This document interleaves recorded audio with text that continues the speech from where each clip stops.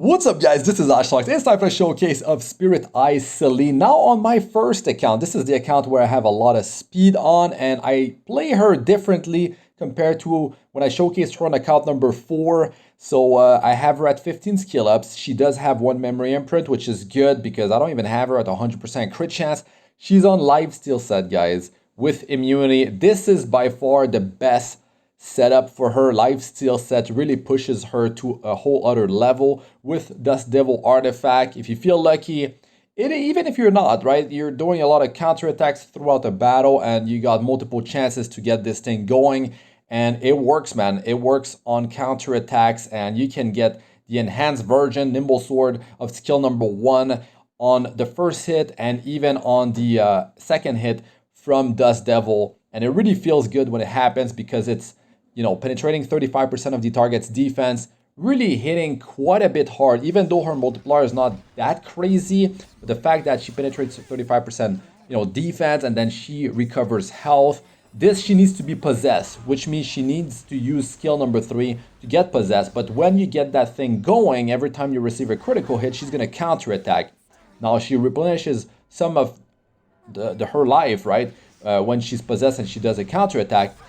But when you have Lifesteal set, man, it's 20% more, recovery. You're replenishing health based on damage that you deal. And it really helps you to stay alive longer because if you build no health on her, no defense, it's okay because she cannot take more than 51% of her health in damage. So the lower the amount of health she has, the easier it's going to be for you to bring her above 51% again. So she needs to take 2 hits to go down. And you can just get that cycle going, especially if you have attack buff on her. It's going to be that much easier to pull that off. Now I'm baiting Dark into her because she's the Soul Light hero, and you can see the damage, man, the enhanced damage, very nice. And then we got the Dust Devil going off. Man, she hits hard, she definitely does. And you don't want to build her too fast. You want her to go at the end of your team. To be honest, like, I could have made it even better.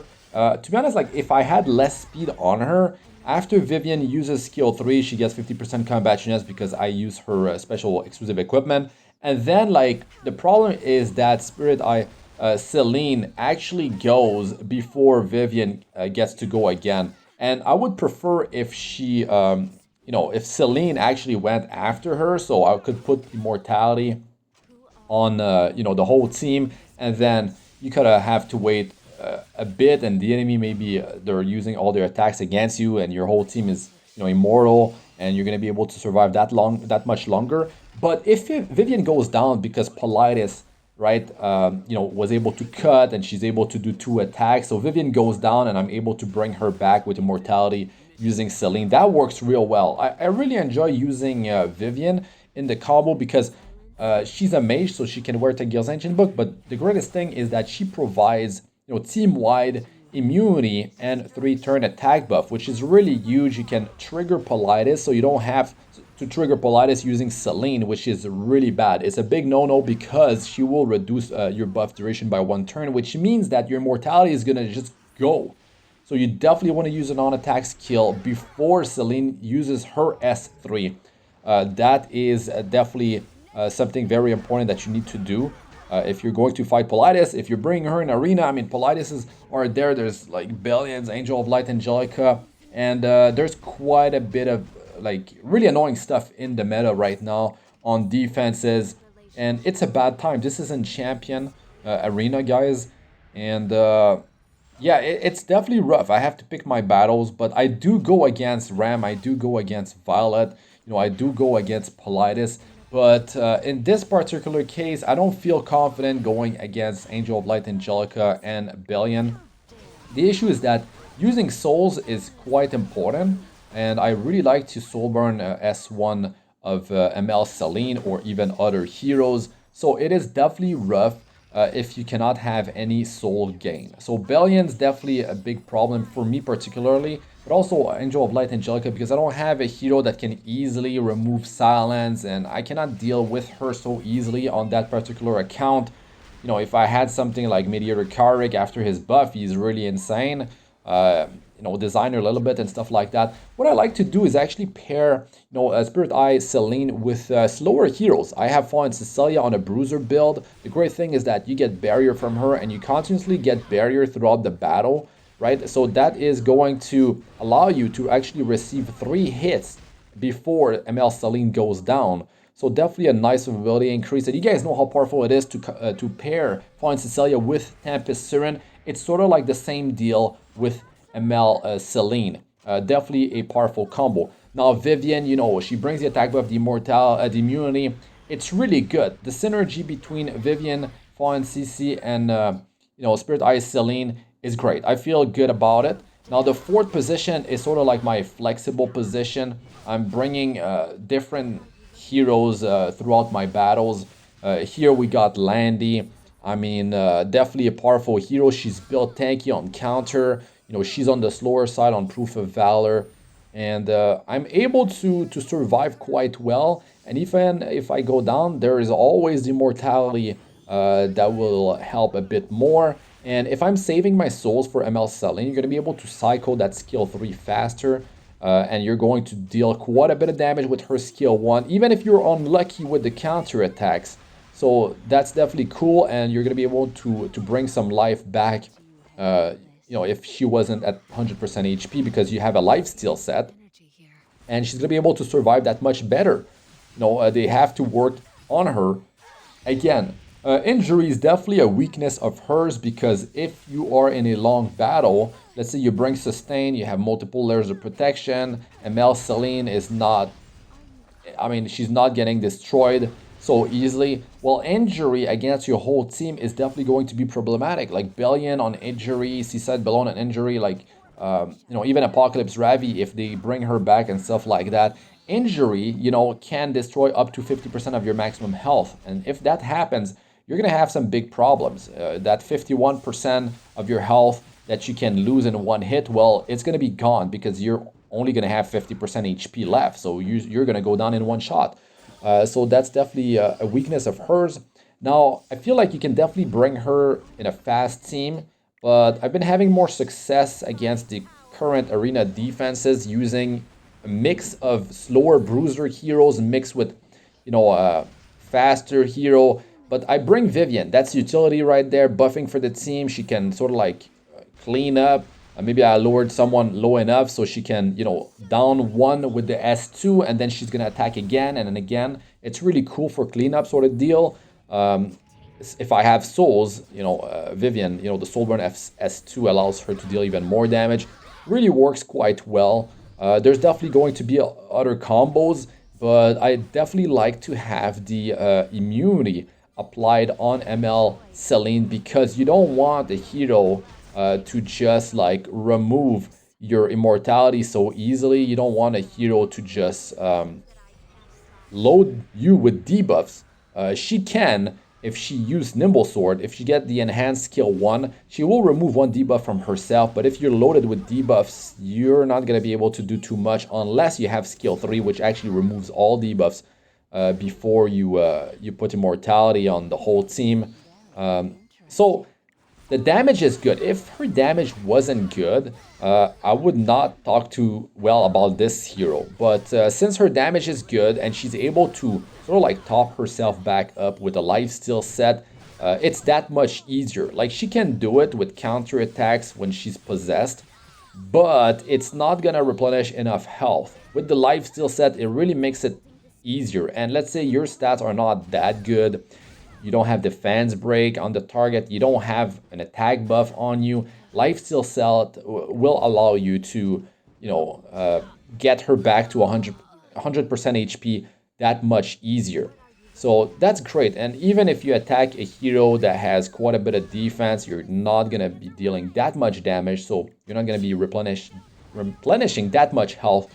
That's why lifesteal is good. Like, if you're able to boost her survivability, keep her in play, allow her to use more skill 3s during the battle, it's definitely a game-changing skill. So if she can stay longer in the battle, it's really going to be strong. Now, this is a control environment, like in my first video. I'm yet to showcase her in World Arena RT. I have to climb all the way back up again. So definitely pretty time consuming.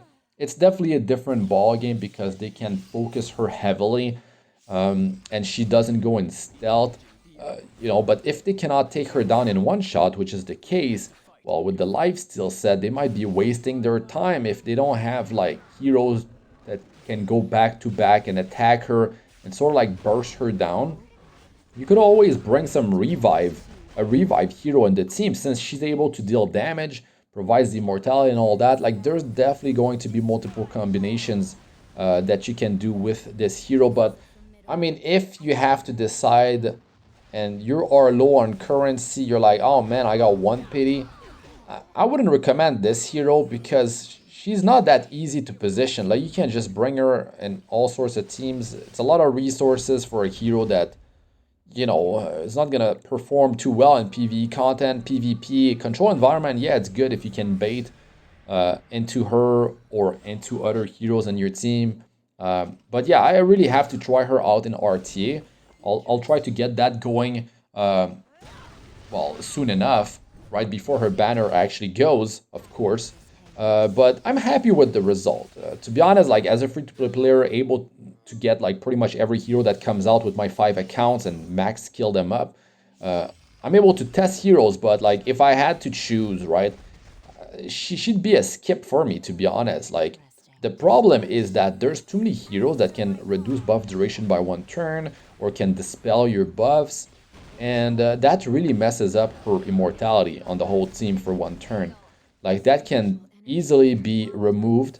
And if you're not fighting the AI, they're just gonna save their skill 3 and they're just gonna delay it. And as soon as you use the S3, the immortality is on your team now, they're just gonna strip it. They're just gonna remove it, and you're gonna be having some problems. So yeah, I definitely don't like recommend players to, really like use a pity on a hero like this. Really hard to position. Like even trying her out on 2 different accounts. I tried her on speed set, and really having her on lifesteal is a different ball game. It works way better, I feel like. So if you don't even farm Banshee, that'd be a skip for sure. Now, if you see yourself in a situation like, you have heroes like me, like what I have on this particular account, because I feel like her performance is better here, and I'm in Champion Arena. This is not Challenger, like on my 4th account, which is a bit over a year old. So, yeah, you still have to dodge some defenses, like Angel of Light Angelica, unless you have an answer for her. Billion's going to be problematic with the constant, dispelling on skill 1. It's going to be a rough time. You're gonna have to refresh and find the right team to fight against. And like I have Pavel to deal with like Ram. I have heroes that don't trigger counter attack like Landy to deal with like a Ram. Val could definitely be problematic. Like that's the thing, really problematic hero to deal with. So you might not have the same heroes that I'm bringing in these particular battles. You might not have the gear. The gear is the biggest thing. You might have the hero, you might not have the gear. Some of my heroes, like my Pavel, is like, my gear is at the end of, my stats are at the end of the video. The other heroes that I bring in my teams. But yeah, you'll get an idea of what kind of stats I have for Champion, Arena. But Pavel is like, 284, 286 speed, something like that, and pretty high offense. If I have 20 souls, I can just pop a Ram. You might not have that, right? But you can still pull it off with like Landy. There's different ways to do it, but if you're unlucky and you're attacking the whole team, then Ram is just going to counter attack and do the AoE attack that hits your whole team, and then she's gonna reduce buff duration by 1 turn. If Immortality was on your team, it's gone now. So that's a problem. It definitely is. There's all sorts of debuffs, like Fairy Tale Tenebria. I got Pavel enough speed to just go and pop her. The cool thing is that Vildred, if he goes Arbiter Vildred, he gets great attack buff. Yeah, you might lose your whole team, and you only have Spirit Eye Celine left alive. But if no one else goes, and it's now her turn, she can bring back everyone with immortality. So it's definitely a feel good. It's great when it happens, but Arbiter Vildred has so many counters. but he's always a hero that you have to worry about, right? Like you have to bring someone that can counter him. You might have to double up on that in like World Arena because they might just ban the one, like you bring a top model Luca and that's your only real answer to him. They just ban her, right? And then you don't ban him, you ban someone else, and then he's let through, and then he's gonna be problematic. You don't know on what build he's on. He's on a degenerate build, a degen build, 15,000 health, Moonlight Dreamblade counter set.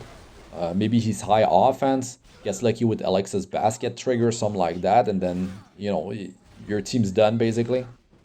Yeah, there's definitely different ways to use this hero. I think I definitely need to test her more, especially in World Arena. Maybe some Guild War, we'll see. But is she going to get a buff later down the line?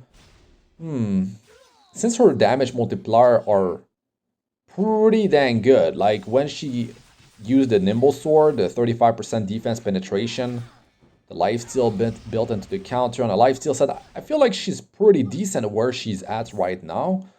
She might not get buffed. Usually they buff heroes that are not getting used that much. She's a waifu, so, waifus usually get used more than husbandos. So maybe she's not gonna get buffed. Not too soon anyways, if it ever does happen. So yeah, we'll see, we'll see. But I like her performance. It's really hard justifying pulling for this hero, I would say. I went and I pulled for her on 2 different accounts. I just lucked out, guys. If you check the subnick video, it's yeah, it's welcome to the salt mines basically. Actually, that's the thing, guys. I summoned her on my 4th account and the video was corrupted.